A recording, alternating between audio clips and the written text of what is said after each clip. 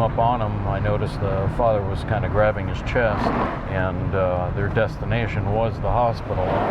For Uber driver Frank Insana, it's a trip he'll never forget. It honestly kind of freaked me out a little bit. Driving to the emergency room, a man in his back seat having a heart attack. I had to do a real quick assessment. Either was I going to call 911 and have an ambulance meet us, or should I just take him to the hospital? I just said, you know what, we're right here. Let's just do it and get him to the ER as fast as possible. But Frank admits Uber and Lyft drivers aren't always happy to transport sick or injured people. I am not a trained medical professional. But first responders say more and more people are calling an Uber or Lyft for a ride to the emergency room, skipping what can be, for some, a pricey ambulance. We see a lot of it. Dr. Cole Sondrup is an emergency room physician at Southern Hills Hospital. With rideshare, patients know exactly what that trip will cost them. But with an ambulance, it's somewhere between $800 and $1,000. Tim Szymanski with Las Vegas Fire and Rescue says the high cost isn't for the ride.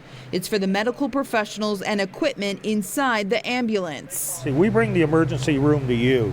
So everything that they use in the emergency room is in that vehicle or on the fire truck. Dr. Sondrup warns taking a ride share to the ER could be a risky ride. There are times when you need to call an ambulance.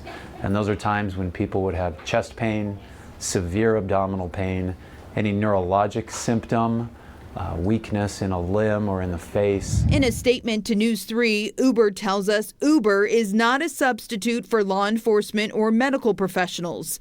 In the event of any medical emergency, we always encourage people to call 911.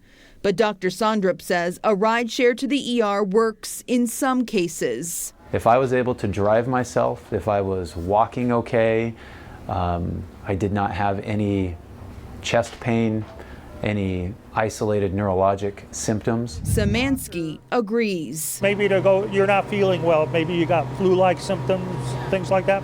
That would be good for rideshare programs like that because it's non-emergency. As for Frank, But I'm glad it worked out the way it did. he kept his cool, When you need help, and you're going to look to whoever you can to get that. navigating a real-life emergency while on the job. I'm glad I just by chance happened to be in the right place at the right time. Kelsey Thomas, News 3.